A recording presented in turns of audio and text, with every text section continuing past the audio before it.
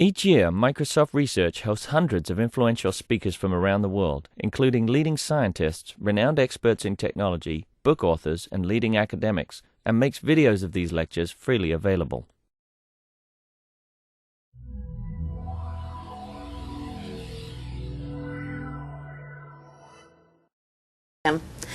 This is Jonathan Warren from the University of Washington College of Arts and Sciences.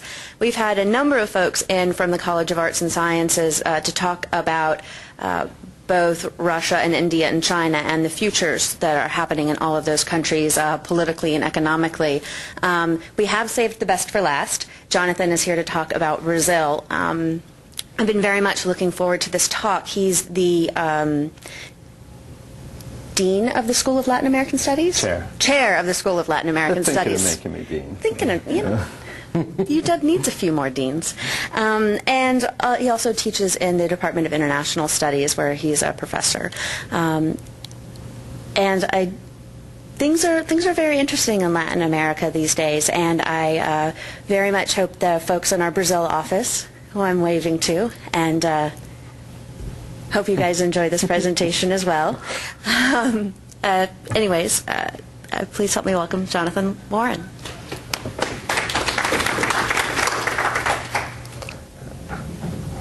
Should I speak into both mic? It doesn't matter. Okay. All right. It's a pleasure to be here today. I'd like to just thank, I guess, Microsoft in the generic sense for inviting me out here and having me talk a little bit about my expertise on Brazil.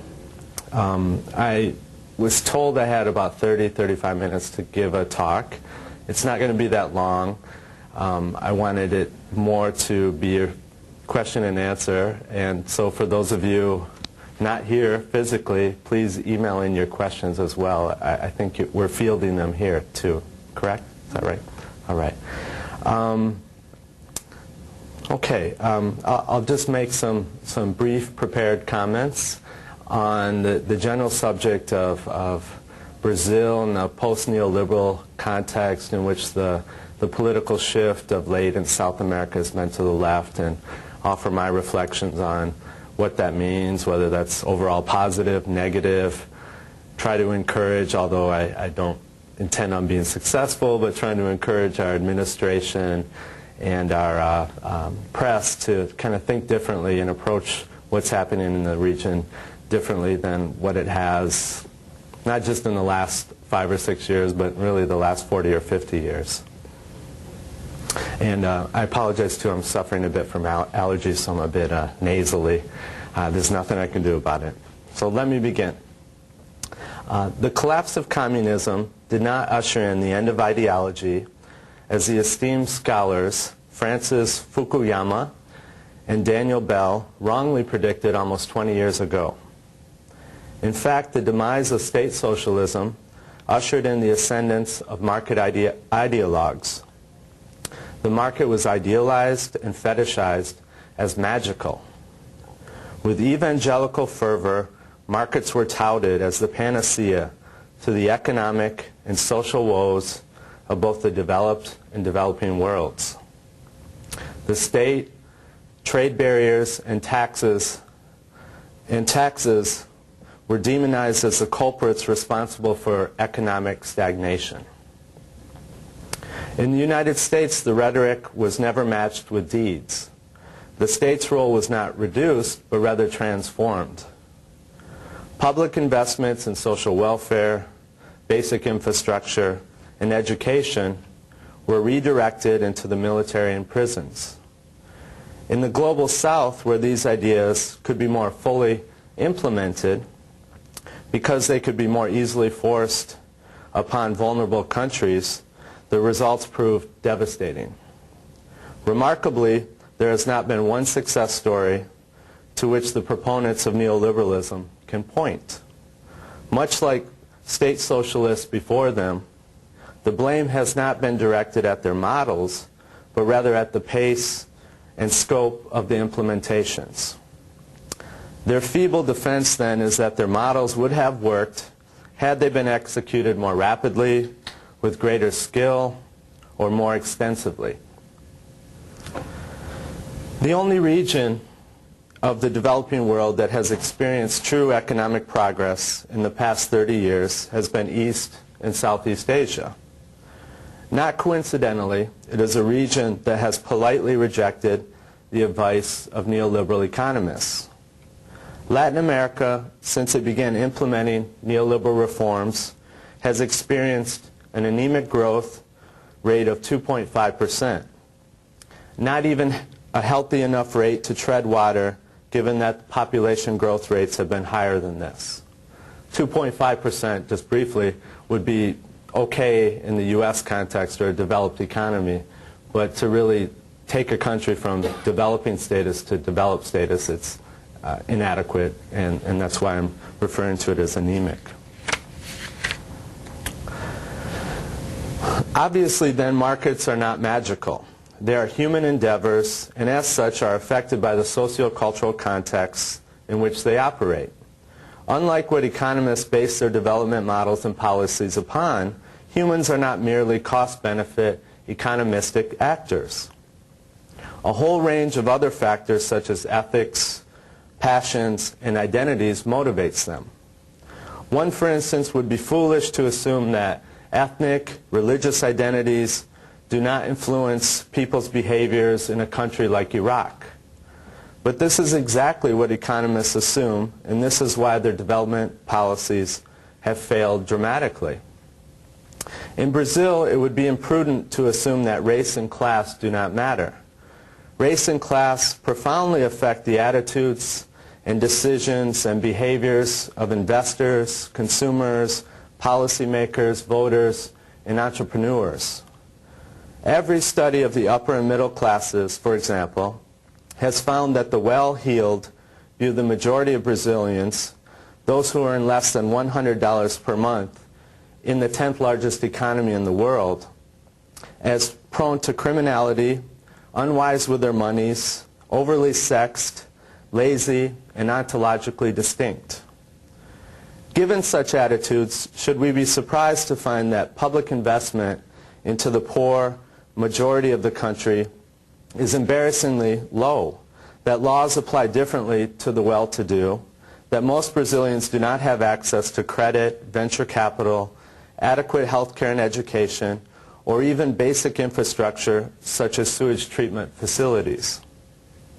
And yet economists brazenly act as if such socio-cultural realities were irrelevant.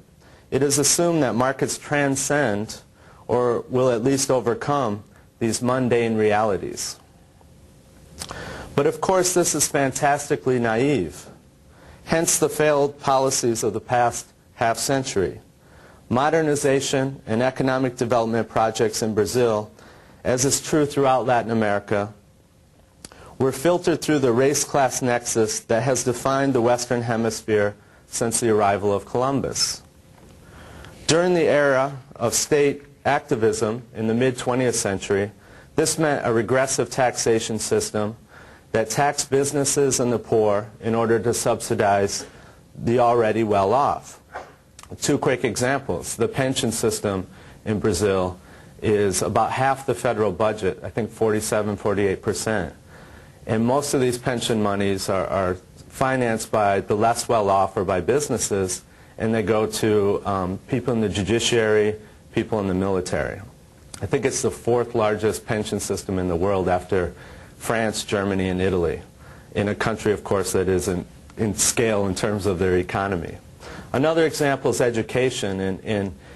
Compared to economies of scale, Brazil spends roughly the same proportion of its federal budget, 7%. I could be wrong about that number. But how it's spent is interesting. 23-to-1, the ratio of those monies go to higher education, tertiary education, which obviously in a country anywhere in the world, but especially one that's even more socially unequal, that mainly benefits the extreme well-to-do. And say countries in East Asia, it's the most educational monies are invested in primary education. Just two examples of how examples of state activism are filtered through this race-class nexus and with very regressive outcomes. During the more recent era of neoliberalism, the methods were different, but the outcome essentially the same. The reduction of the state meant the reduction of those dimensions of the state that benefited the poor most.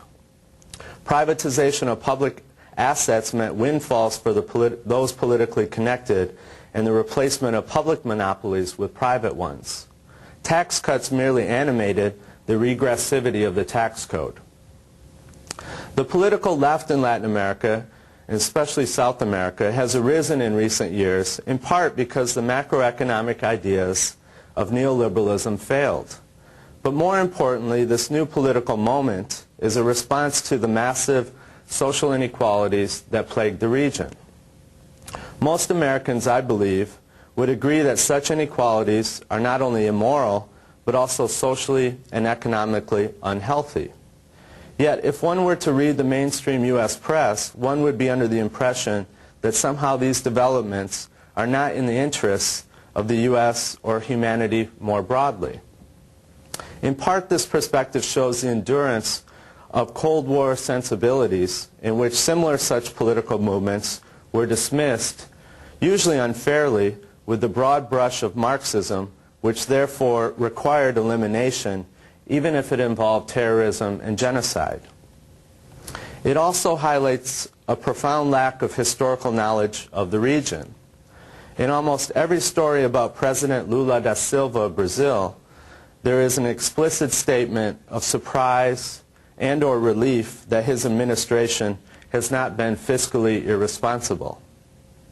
Ironically, the political left in Brazil, as in most of Latin America, has never carried out deficit spending and general financial recklessness.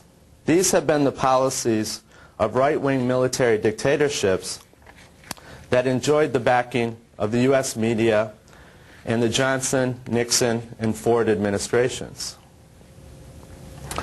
As Americans, we need to ask our political parties and media to explain why they unproblematically embraced fiscally irresponsible military regimes, the debt for which poor Brazilians are still paying, uncritically encouraged neoliberal economic reforms, reforms which devastated some economies, such as Argentina, to take one example, and view with chagrin or at least deep skepticism political regimes committed centrally to dismantling the caste hierarchies which underpin poor economic growth.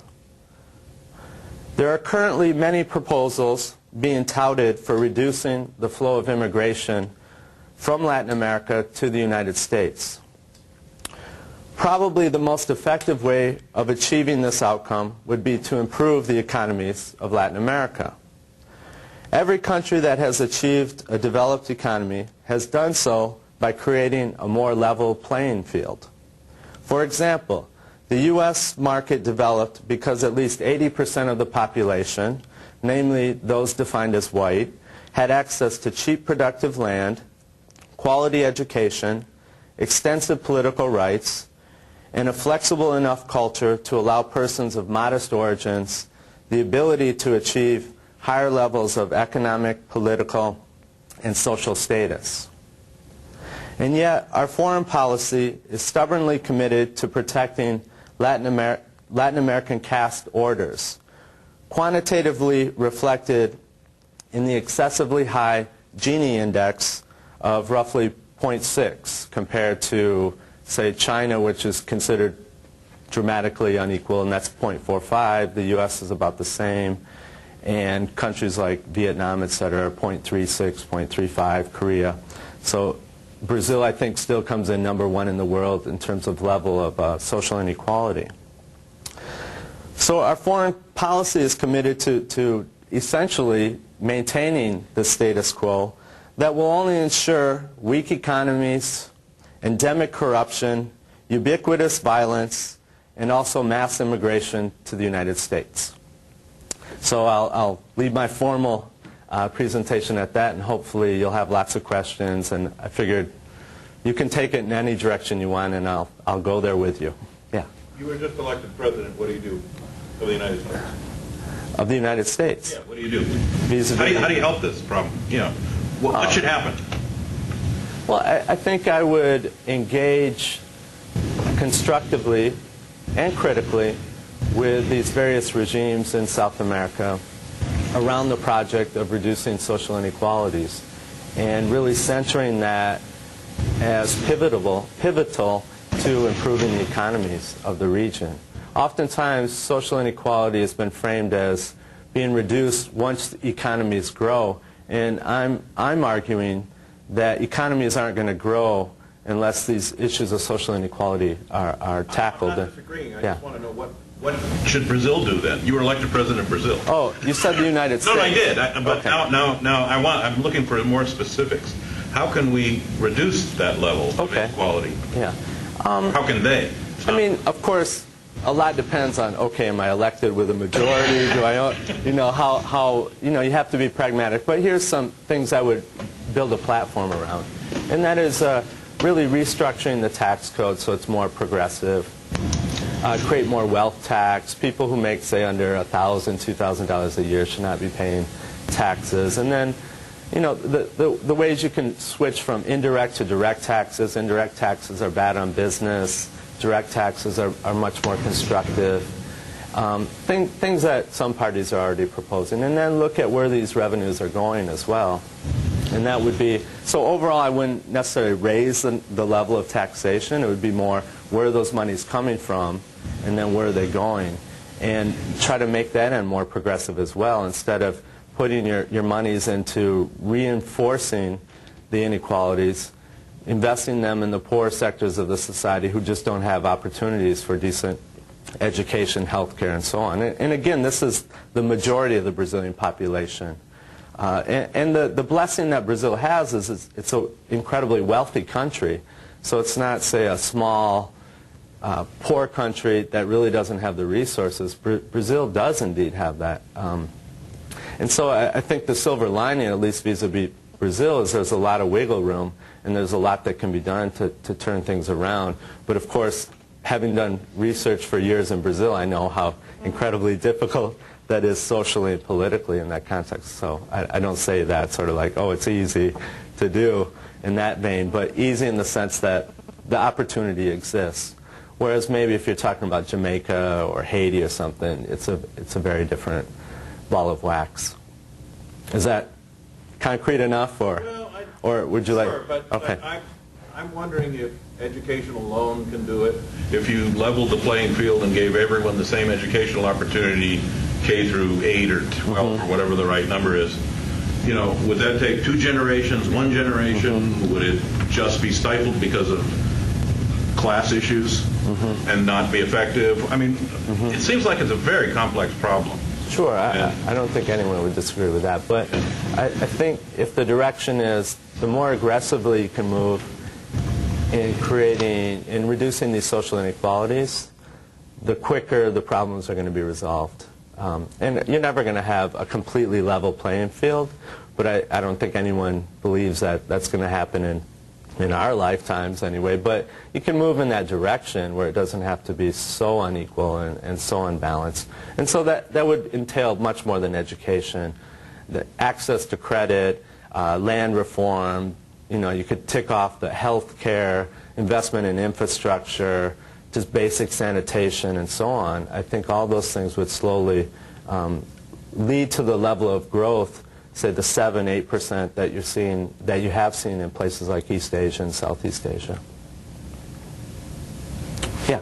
You mentioned the reforms that they were trying to conduct somewhere in the early 90s, right? The question is, do you think some of those reforms, mostly driven by World Monetary Fund and similar organizations, failed because the people who are chiefs of these organizations, they perceive those countries from their point of view? I mean, they grew up maybe in the United States, in Canada, or UK, and their perception of social inequality, of income distribution is just different from the same things that people perceive there in Brazil, other countries in Latin America. Do you think that was the major reason for those reforms to fail? because they were created by, I mean, they were initiated by people who thought in a different way, from a different perspective, than the people who really implemented it. I mean, who live in Brazil, those who worked on that. It's a great question in that it lets me talk about a few things I wanted to touch upon. Just thinking of where I want to begin. I do think it would be good if people in those positions were a bit more reflective on how their personal experiences may affect their perspective of a place. And I think this is comes into play in two ways. One is how our personal experiences do indeed shape what we see, the questions we ask, what we're compelled by and not. And that's just part of being a human being. Anyone's going to be like that. The other part, I think, that really came to bear on people in the World Bank, IMF, etc., was they're really persuaded by a particular model of how economies work. And it's based on these deductive, formal models in which it's assumed that human beings are rational choice beings, that they're not operating, that economies aren't functioning in this web of a social cultural world, which if you kind of think for 2 seconds, yeah, duh, that is what's happening. But they really have these formal models that, and I sort of, maybe unfairly, but I didn't mean it unfairly, drew the comparison with state socialists, in which there was never any reflection on, well, maybe our models are just wrong. It's like, no, the reality's messed up. We just have to impose it a little bit better on these people, and eventually it will work. And this was really the attitude, and sadly, I think to a degree still is the attitude, of many people who have power in these sort of development institutions. So I guess one point is there isn't much self-reflection on how economists, how people in these positions of authority might be biased in certain ways that's influencing what they see as the problem and the solutions. And I think that comes from an attitude within many academic disciplines that somehow we can take this posture of objective, unbiased neutrality, which many people in the social sciences have said is a complete fallacy. No one can, that doesn't mean we have to give up what we're doing, but you have to recognize that we're all working within certain disciplinary, certain personal biases that can impact what we see and what we do. Okay. The second point, though, is that there's often a story that's told that the World Bank and IMF impose these policies onto countries like Brazil. And there's some truth in that, but actually in places like Brazil, these policies were enthusiastically embraced. They were actually ahead of the curve in some ways about what was coming down the pipelines from these development organizations. And if we have time, I can go into maybe explain why I think that is. It's just sort of speculation on my part. I haven't studied it in depth. But I think it's a mistake to, in at least the case of Brazil, which I know best, to sort of say it was sort of this outside imposition of an economic model, but rather it was something that was almost aggressively embraced domestically for a whole matrix of reasons. One book that I've read recently that deals with this in Mexico was by Sarah Babb, B-A-B-B, entitled Managing Mexico. And she talked about how a lot of economists in Mexico ended up being trained in the United States. And so they were heavily influenced by the debates and the perspectives circulating within the discipline of economics here in the U.S. and took those ideas back to Mexico and really shifted macroeconomic policy away from this sort of ISI, more nationalist agenda to a neoliberal set of macroeconomic policies. And so that's just one potential reason why there was this enthusiasm within these countries. And I think another thing was, like in this country, neoliberalism in the U.S., as I mentioned in the talk, it was in my humble opinion here, it was really a guise to reduce certain parts of state activism that had been seen as inroads achieved by certain social movements in this country, namely the civil rights movement, feminist movement, etc. And a lot of the backlash to state activism was really around those particular dimensions of the state and how they were engaging in society. And I think that played out in that we saw which parts of the state were curtailed in the U.S. were those parts that were perceived as disproportionately benefiting primarily blacks in the U.S., whereas those dimensions that weren't have remained in place. And most recently we saw that with Social Security. They couldn't racialize that as somehow disproportionately benefiting blacks, and it went nowhere, the sort of dismantling of Social Security. And so you can't understand the politics of social welfare, tax policy in this country without understanding race. And it's the same in Latin America. It was sort of a convenient, how should I say, it wasn't a sort of malicious policy, but it just fit nicely with the cultural matrix there, in that you're basically saying, yeah, these dimensions of the state are going to people that people in power sort of consider not deserving or undeserving. Yeah, we need to reduce the state, and this is going to propel growth. And it sort of fit with the common sense that existed there. And so those are just two quick potential speculations about why it was so aggressively adopted in Brazil in the early 90s and to a degree late 80s, early 90s. Sorry if I went on too long, but yeah. I was wondering if you could talk a little bit about the class system in Brazil and sort of give us a sketch of what does lower class mean, what does middle class mean. Like when you say, you talked about people who make $1,000 to $2,000 a year probably shouldn't be taxed. If you make over $2,000 a year, does that mean you're middle class? Right. Could you sort of give me some details so I can wrap my head around that? Yeah. And add to that percentages of people that fall in those groups? Yeah. I don't have all the numbers at the tips of my fingers, so it's going to be estimates or guesstimates more. But I do know that approximately, as of a couple of years ago anyway, approximately 50% of the population earns less than $100 a month. Okay? Then where does one become middle class? And obviously the scale is different than in the U.S. In that, it's almost like in the U.S., I'm hesitating a little because it's a combination of not just material conditions, but what kind of jobs people do, what kind of education people have. So like professors in Brazil earn a pittance, even a bigger pittance or a lesser pittance than what we earn here. But you could maybe earn a comparable amount in another profession, but you would still, because you're a professor, be considered middle class.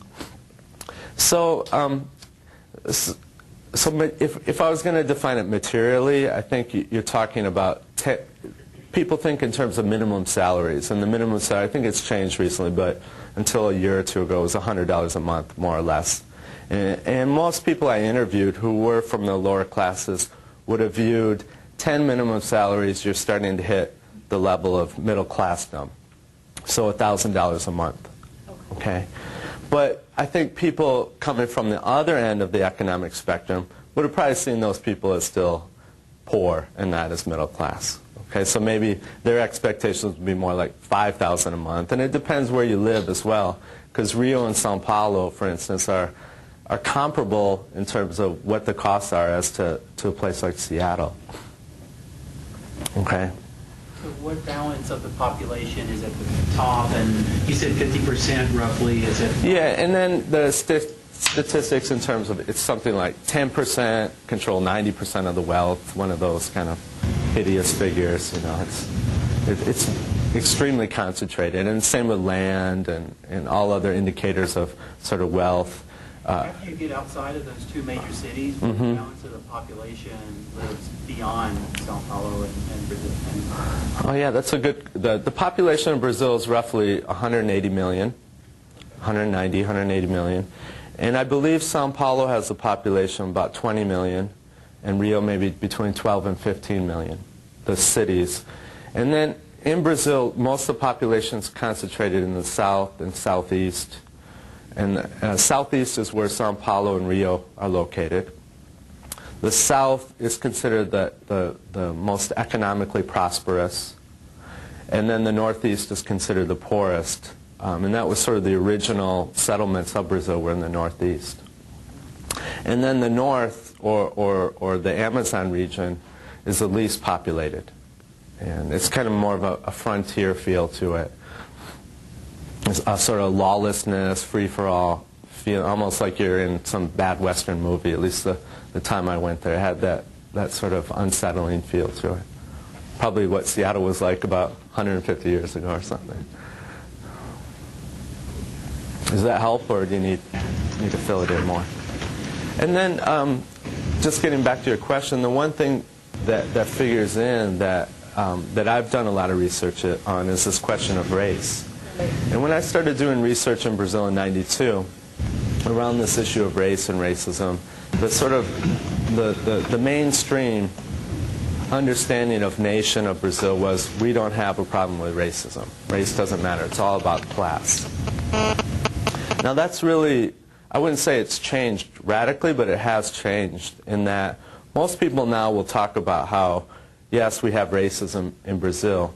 And a lot of that was facilitated by the previous president, Fernando Henrique Cardoso, who kind of talked a little bit about his African descent, and, you know, one could argue in very problematic ways. He has, like, for instance, he would say, I have one foot in the kitchen, meaning one of his ancestors was of African descent.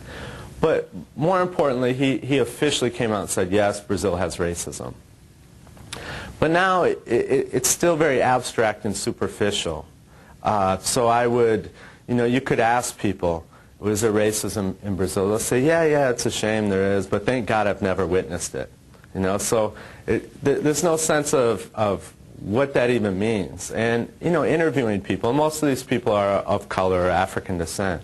And I'll say, you know, does racism impact you? And this one woman who I remember at this moment anyway, said, Jonathan, you know, she was a black woman in her mid-20s. She said, on a scale of 1 to 20, race just isn't, I would put it at 18. I have more important issues such as putting food on the table, getting a job, getting a decent education. But clearly no sense of how race may be affecting whether one can get a job, put food on the table, have a decent education, both in terms of her individual life, but also funding streams and why, you know, decent educational systems don't exist. This is an issue I've criticized, like the Lula administration and some of the other left political movements in Brazil, which was much worse in the past, for utterly failing to deal with the issue of race and racism. They still, you see the sort of left-wing tradition that was heavily influenced by Marxism in terms of prioritizing class identities and conceptualizing inequality in class terms. And my personal opinion is if they don't explicitly deal with this question of racism, they're probably not going to get too far in making the kind of changes that need to be made. Yeah. So what's your opinion about Lula's administration towards the inequality, social part of it? Mixed. In some ways I saw Cardoso as better than Lula on certain issues. I've written on questions of like indigenous politics, and Cardoso was much better than Lula in terms of created a space for indigenous rights. Lula has in part Lula's tried to hammer together coalitions with senators from the north, and so he's caved in on certain issues that have huge repercussions for indigenous communities in the Amazon. But he needs their votes on other issues. I think Lula's been good in sort of maintaining the sort of many of the fiscal policies that Cardoso had been put in place around monetary policies, repaying the debt, to not scare off the financial community, and I think that was really important and will pay off. And it's easy for me to criticize some of the things I think he could have gone further on. I'm not up to speed enough on the sort of minutia of politics within Brasilia to know which ones he just had to put on the table, because you can only pick so many issues to go after without burning up your political capital. And if you don't have the majority in Congress, you have to compromise. So maybe, and I think he has slowly done a good job on some of the pension reform, Social Security reform. He's done good with taxes in terms of tax collection. Has gotten much better. He's consolidated what were all these IRS, equivalents of the IRS, into one entity, and they're going after much more aggressively tax fraud, tax evasion, which has been a huge problem in Brazil.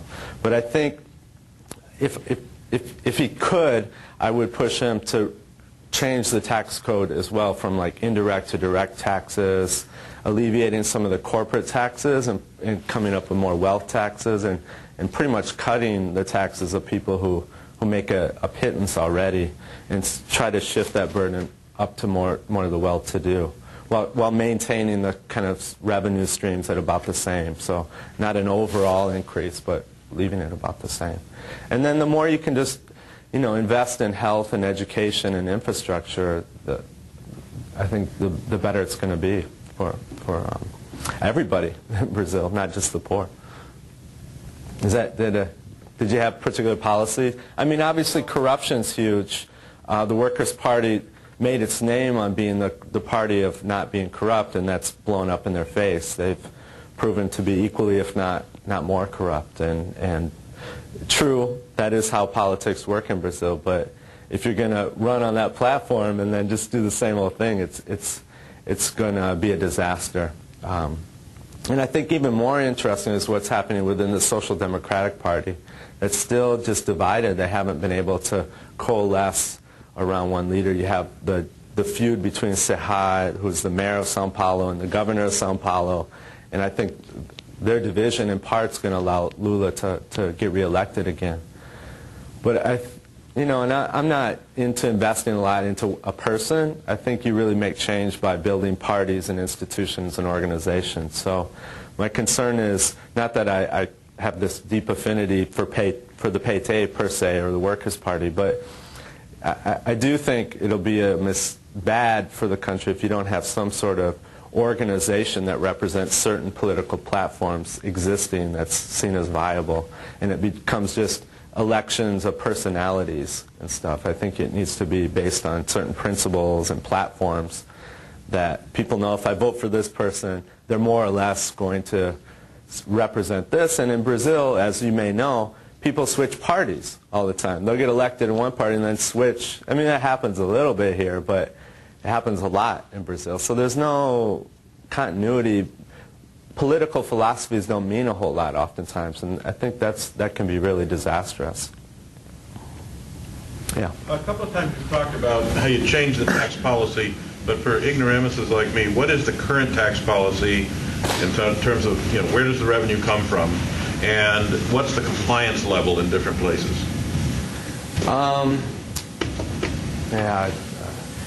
The tax revenues come from multiple streams. And I've sort of just sketched out a rough portrait in that they tend to fall on the less well-to-do in terms of payroll taxes, for instance. And is there a graduated income tax? That's the kind of information I'm looking for. There is a graduated income tax, but tax evasion is just ubiquitous. Okay, and then of course the more resources you have, the better you are at sort of finessing and hiding your monies and getting out of paying taxes. So even though the tax code on paper, I mean, that's a notorious problem in Brazil. Everything looks really good on paper, but how it plays out in practice can be very different. But on paper, some of it is pretty good, and it's just a matter of can you enforce it. And I think the Lula administration has sort of done that through tightening the IRS, the equivalent of that, in order to make tax compliance effective. But I think you also have to have tax reform, because some of the taxes, if people complied, they're too burdensome. They're going to kill certain corporations, for instance. So it's almost like a business couldn't survive if they really paid the taxes they're supposed to pay. And so you have to enforce compliance, but you also have to then change the tax code in recognition that you have to have things that are manageable and practical. And I think Lula is trying to do that a bit, but probably not. That isn't where his emphasis is.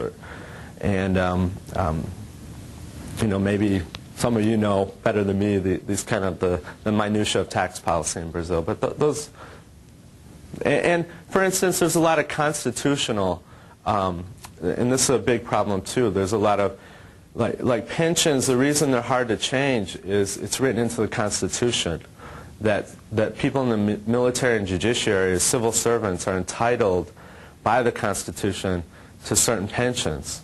So you need a constitutional amendment to change one of the biggest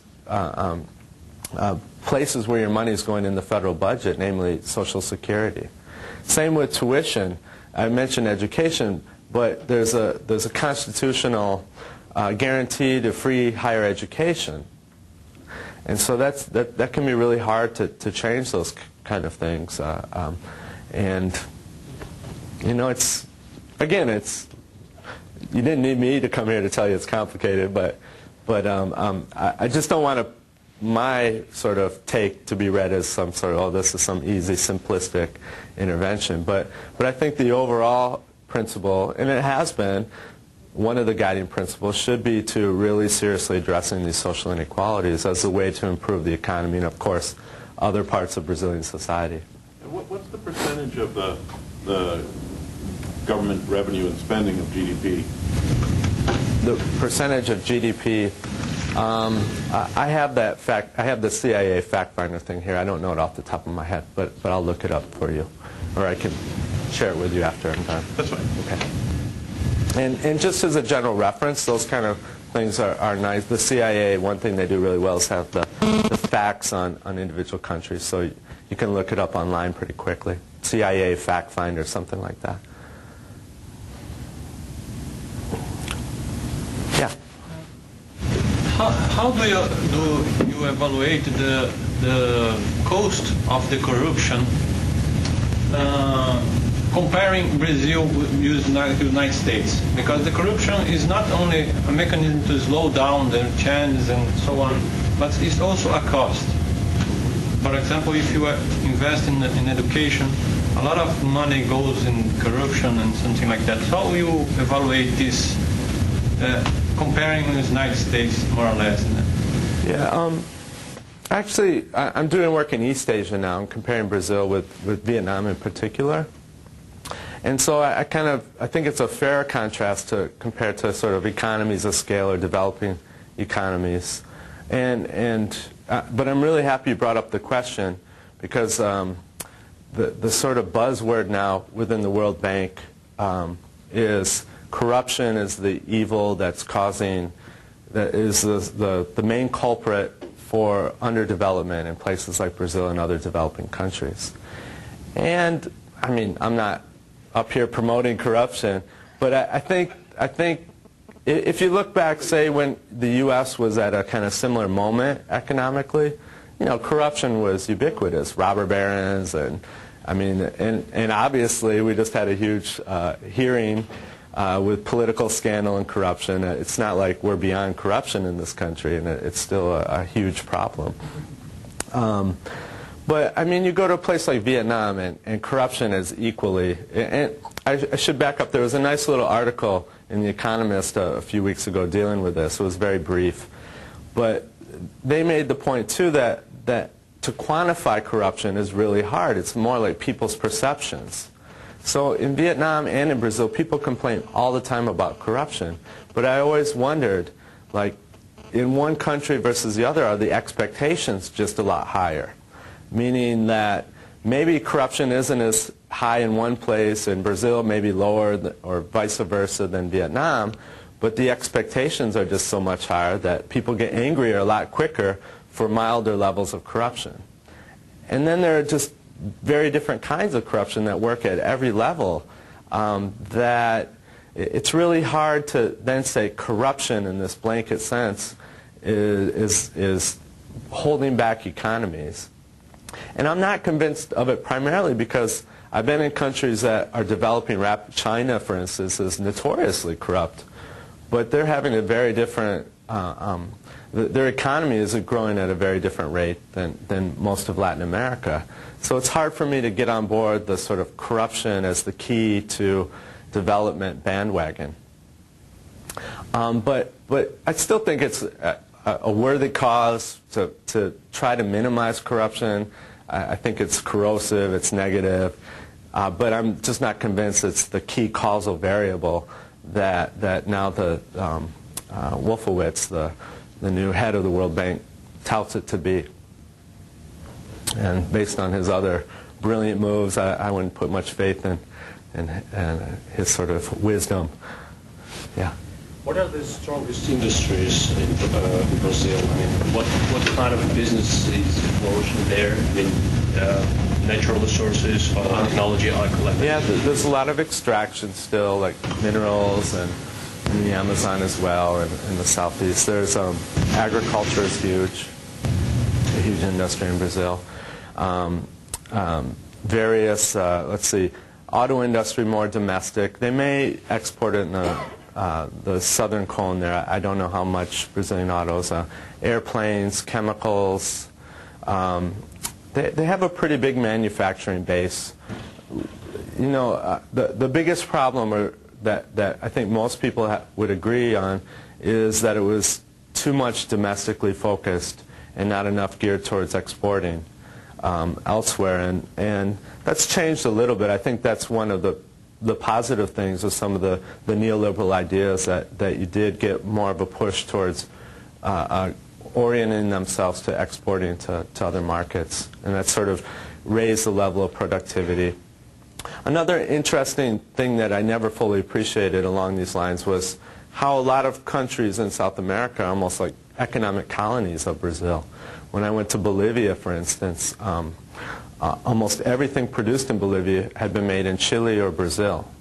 And you know, that's, I think, something Brazilians don't really appreciate.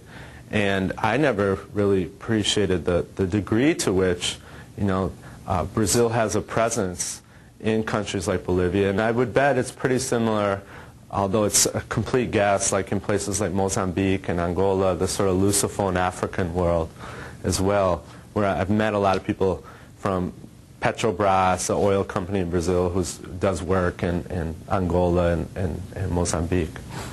I don't know. Again, CIA Fact Finder, if you want to know like the specifics, they'll have it on there. Okay. Does it happen to have a boundary in the Amazon area? Uh-huh. Has a lot of importance from conservation point of view? I'm sorry, I couldn't hear you. Does it happen to have the Amazon area? It's very important from conservation standpoint. Does it happen to have conservation? What is the Brazilian attitude to it? Oh, I see. Rhetorically, yes, we're for conservation. But in practice, I would say it's even been worse under the Lula administration than the Cardoso, but just maybe a minor worsening. And that is that they're really just not enforcing and giving the monies to help enforce the sort of laws that exist that are supposed to protect deforestation, land speculation, all these things. And one thing you may not appreciate, for those of you who have never been to Brazil, that part of why this is because the UN, the European Union, the U.S. has offered, I believe, at various times and in various ways to help police some of this deforestation, or at least give the resources for this. But the Amazon is seen as, it was seen as key to modernizing Brazil, especially during the military dictatorship. And still within popular thought, there's this fear that foreigners want to take the Amazon over. And so I could give a talk in rural parts of southeastern Brazil, and almost the first question will be, is it true that the U.S. is planning to invade the Amazon? And I'll be like, well, I'm sure they're planning to invade many places in the world, but that's one you could probably be assured is very low on the list. But it's a real fear that people have, that and so that creates a certain defensiveness about the suggestion for outside help or even outside opinions on how to manage the Amazon area. And it affects any administration that's in power. So it's a bleak situation. I don't expect it to it's just going to get worse. I don't expect it to get better, unfortunately. Yeah. You talked about how pension as well as money for higher studies is in the constitution of Brazil. So you think how effectively is the economy managing it well, or how effectively is it delivered? Higher education or pension? Higher education as well as pension, and is it economically sustainable for a country? I think most people agree pensions definitely is not economically sustainable. I mean, what does that mean, economic? It is. I mean, they could go along with the same sort of anemic growth rate and continue to pay the pensions, but I think if they want to take it to another level, that issue has to be addressed. So in that way, it's not sustainable. But it could go on for 40 years easily. It would just mean things would be kind of the status quo. And in higher education, it's very, it's kind of, I mean, you would think probably from this talk that somehow, wow, all the education monies are going into higher education. There would be these fabulously beautiful campuses. But no, they're not. I mean, many of the top universities, half the buildings look like they suffered some sort of recent attack from the U.S. Air Force. Windows shattered. There's not even toilet paper in the restrooms. I mean, just the physical infrastructure is pretty poor. I mean, so yeah, that could probably be sustainable for a long time, but it's. Well, first question also the quality of. Yeah, I'm sorry. The quality is low. The quality is low. Okay. But within that context, you have some wonderful, top-notch scholars who survive and do really well. But the overall quality, I think most people would agree, is low. There's just inadequate funding to. Well, this would be a question of corruption or funding. I don't know where the monies are going. If it's going to the administration, they're not going to the faculty. I do know that, and they're not going into the physical infrastructure. But I haven't studied it any more closely than that. But my sort of experience, having given a few talks and knowing some faculty and reading a little, it's pretty poor. Yeah. And so I think one way to sell sort of the constitutional change is like, we want to have, it's not working. I mean, the universities are in shambles. If we did some reforms about financing, we could really not only be wiser with how we're using our education monies to improve our society, but also have a much higher quality level of higher education. Jonathan, let's take one or two more questions. Okay. Yeah. Please. I have a number of questions. Okay. Well, you heard it. I'll do my best and you do your best. So you mentioned you're trying to change the perspective in the U.S. of how we view these new developments in Brazil. One of my questions is, to what extent does Brazil realize that addressing economic inequality is a key to improving the economy? And is it something the government is just trying to do? Is there buy-in from the well-off? Is it going to take a revolution to do it? And I mean, I'm always interested in where is our responsibility in helping make those changes. I've seen documentaries on projects like the privatization of water in Bolivia and what a disaster that was. And wouldn't it be better for all of us, including Microsoft, if Brazil was a thriving economy rather than... it really baffles me. It goes back to your questions. Where do you begin to address this huge problem, which in the end is in the interest of the majority of people, and the majority of people obviously have somewhere the capacity to overpower the minority of people. They may have the economic resources and the wealth and the land, but what are they going to do? They can be outnumbered very easily. Do they just need an ideologist? Do I need to go there? I think in Brazil there has been a philosophical shift in Brazil. Now I don't know if the debate, the consensus now is you have to undo social inequality to improve the economy. I don't know if they make that strong of a causal argument, but I think intuitively people get that this is just, this can't go on anymore. We have to at least start reducing the social inequality. It might be framed in as just a moral obligation or an ethical responsibility, whereas I'm saying it's actually fundamental to improving the economy. In the U.S., I think it's very different still. I think we're still in a sort of neoliberal moment.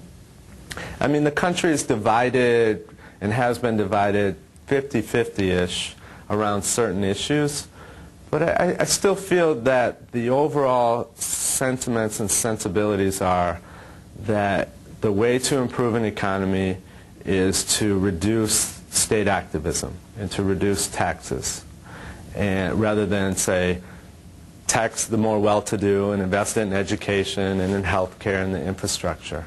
Now that could change pretty quickly, but I still feel we're still in that moment, and so that's really how places like Brazil are interpreted. Somehow it's sort of they're doing the wrong thing because, at least in this context, the way I see it, you know, I speaking as Joe American, is that the way to improve the economy is reduce the state, reduce taxes, and why aren't they doing that?